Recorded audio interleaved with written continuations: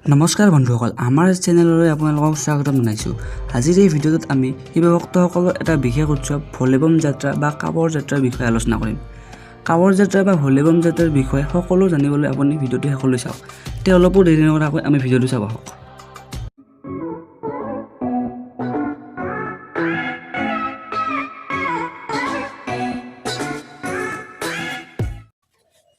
শিৱ ভক্তসকলৰ বাবে কাৱৰ যাত্ৰা এটা মুখ্য উৎসৱ। এই উৎসৱত শিৱ ভক্তসকলে গংগা নদীৰ বিভিন্ন উৎস যেনে উত্তৰাখণ্ডৰ গৌমুখ, হৰিদ্বাৰৰ গংগোত্ৰী, বিহাৰৰ চুলতানগঞ্জ আদি ঠাইৰ পৰা গংগাজল আনি নিজ নিজ এলেকাৰ শিৱ মন্দিৰ বা মেৰঠৰ পুৰা মন্দিৰ, অঘৰীনাথ মন্দিৰ, কাশী বিশ্বনাথ, বৈদ্যনাথ আৰু ঝাৰখণ্ডৰ দেওঘৰত গংগাজল অৰ্পণ কৰে। এই কাৱৰ যাত্ৰা প্ৰত্যেক বছৰে শাওণ মাহৰ 1 তাৰিখৰ পৰা আৰম্ভ কৰা হয়। এই কাৱৰ শব্দটোক আমি অসমীয়াত বাঁহেৰে সজোৱা বাংকা বুলিব পাৰোঁ। এই বাংকা বা কাৱৰ যিসকলে কঢ়িয়াই নিয়ে তেওঁলোকক কাৱৰীয়া বুলি কোৱা হয়। তো বন্ধুসকল, এতিয়া আমি আলোচনা কৰোঁ আহক কাৱৰ যাত্ৰা কেই প্ৰকাৰৰ থাকে। সাধাৰণতে কাৱৰ যাত্ৰা 4 প্ৰকাৰৰ থাকে: সাধাৰণ কাৱৰ, দৌৰ কাৱৰ, খৰি কাৱৰ, দাণ্ডি কাৱৰ। সাধাৰণ কাৱৰত কাৱৰীয়াসকলে বাঁহেৰে সজোৱা বাংকা বা বিভিন্ন ডিজাইনেৰে সজোৱা বাংকাৰ দুয়োফালে 2টা পাত্ৰ বান্ধি লয় আৰু এই পাত্ৰত গংগাজল কঢ়িয়াই নিয়ে। বিভিন্ন সংস্থাবিলাকে ৰাস্তাই ৰাস্তাই বনাই থোৱা ষ্টেণ্ডবিলাকত কাৱৰটো ৰাখি কাৱৰীয়াসকলে জিৰণি লয় আৰু ভোজন গ্ৰহণ কৰে। মন কৰিবলগীয়া কথা যে যাত্ৰাৰ সময়ত কাৱৰীয়াসকলে নিৰামিষ ভোজন গ্ৰহণ কৰে আৰু এই যাত্ৰাত তেওঁলোকে গেৰুৱা বস্ত্ৰ পৰিধান কৰে। দ্বিতীয়তে হৈছে দৌৰ কাৱৰ।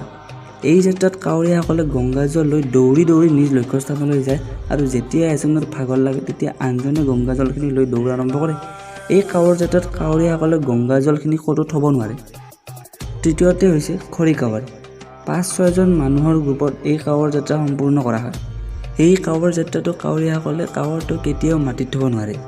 এজনৰ ভাগৰ লাগিলে আনজনৰ ভাগৰ লাগিলে আৰু আনজনৰ, তেনেদৰে প্ৰত্যেকজনে পালাপালিকৈ কাৱৰটো কান্ধত লৈ নিজৰ লক্ষ্যস্থানলৈ গৈ থাকে। চতুৰ্থতে হৈছে দাণ্ডি কাৱৰ। এই কাৱৰ যাত্ৰা বহু কঠিনেৰে ভৰি থাকে। এই যাত্ৰাত কাৱৰীয়াসকলে মাটিত বাগৰি বাগৰি গংগাজল নিজ লক্ষ্যস্থানলৈ কঢ়িয়াই নিয়ে। নিজ লক্ষ্যস্থান পাবলৈ কাৱৰীয়াসকলৰ 30-40 দিনমান লাগি যায়। যাত্ৰাৰ সময়ত কাৱৰীয়াসকলে বম বম, ভলে বম, হৰ হৰ মহাদেৱ বা তেনেকুৱা ধৰণৰ ভক্তিমূলক ভজন গাই গৈ থাকে। এনেদৰে কাৱৰীয়াসকলে বহু দুখ কষ্ট অতিক্ৰম কৰি 105 কিলোমিটাৰ বা তাতকৈও বেছি দূৰত্ব যাত্ৰা কৰি শিৱ মন্দিৰ বা শিৱলিংগত গংগাজল অৰ্পণ কৰে। আগতে কেৱল পুৰুষসকলেই এই যাত্ৰাত ভাগ লৈছিল, কিন্তু এতিয়া মহিলাসকলেও এই যাত্ৰাত ভাগ লোৱা দেখা যায়। এইখিনিতে আন এটা কথা কওঁ যে এই উৎসৱৰ আৰম্ভণিৰ লগত এটা কিংবদন্তি জড়িত হৈ আছে। আপোনালোকে চাগে সমুদ্ৰ মন্থনৰ কথা শুনিছে। এই সমুদ্ৰ মন্থনত উৎপন্ন হোৱা বিষ দেৱাদিদেৱ শিৱই খাইছিল আৰু ইয়াৰ ফলত তেওঁৰ কণ্ঠ নীলা হৈ পৰিছিল আৰু সেইবাবেই তেওঁক নীলকণ্ঠ বোলা হয়। এই বিষয়ৰ প্ৰভাৱত হোৱা শিৱৰ ডিঙিৰ পুৰণি যুগ যুগ ধৰি কমি যোৱা নাছিল। পিছলৈ শিৱৰ ভক্তসকলে গংগাৰ পৰা পানী আনি শিৱৰ মূৰত অৰ্পণ কৰিছিল আৰু তেতিয়াৰে পৰা শিৱৰ ডিঙিৰ পুৰণি কমি গৈছিল। কথিত আছে যে মহাশিৱ ভক্ত ৰাৱণে এই গংগাজল শিৱৰ মূৰত প্ৰথমে অৰ্পণ কৰিছিল। শিৱ ভক্তসকলেও এই কাৱৰ যাত্ৰাত অনা গংগাজল শিৱ মন্দিৰত অৰ্পণ কৰি আধ্যাত্মিক সন্তুষ্টি লাভ কৰে। এতিয়া গংগা নদী যিহেতু আমাৰ অসমৰ পৰা বহু দূৰত, সেইবাবে এই উৎসৱৰ প্ৰভাৱ অসমত কম। তথাপি আজি কিছু বছৰ ধৰি অসমতো এই উৎসৱ পালন কৰা দেখা যায়। অসমৰ শিৱ ভক্তসকলেও স্থানীয় নদীৰ পৰা পানী আনি নিজ নিজ অঞ্চলৰ শিৱ মন্দিৰত দিবলৈ আৰম্ভ কৰিছে।